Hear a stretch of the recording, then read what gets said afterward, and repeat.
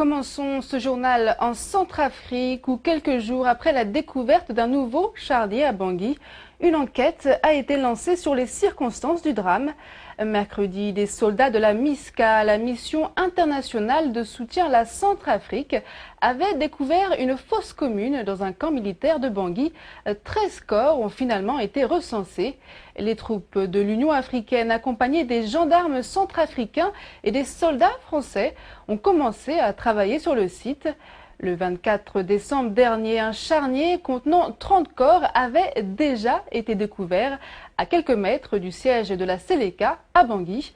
Les soldats français de l'opération Sangaris, alliés aux forces de la MISCA, peinent à stopper les attaques des milices anti-Balaka et des membres de l'ex-Seleka.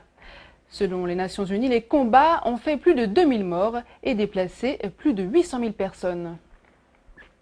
Et par ailleurs, alors que se tenait ce vendredi un conseil restreint de défense sur la situation en Centrafrique à Paris, à l'Élysée, la France a annoncé l'envoi de 400 militaires en renfort dans le pays, ce qui portera à 2000 le nombre de militaires français déployés en Centrafrique. Le président français François Hollande a également appelé l'Union européenne à accélérer le déploiement de l'opération EUFOR RCA, dont la mission sera, entre autres, de sécuriser la zone de l'aéroport Mpoko, abritant plus de 70 000 personnes.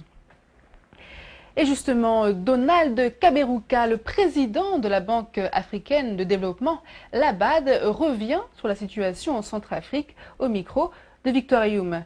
Il évoque la crise qui secoue le pays depuis des mois. En cause, un problème politique plus profond selon lui, mais pas désespéré. Il y a des convulsions politiques qu'il faut mettre fin. La RCA a connu des cycles de crises répétées. Donc je ne peux que demander à l'élite de ce pays, au peuple de ce pays, de se mettre ensemble pour que la RCA se joigne au mouvement de renaissance africaine. Et partout en Afrique, où il y a une crise, tout de suite, les gens tirent des conclusions.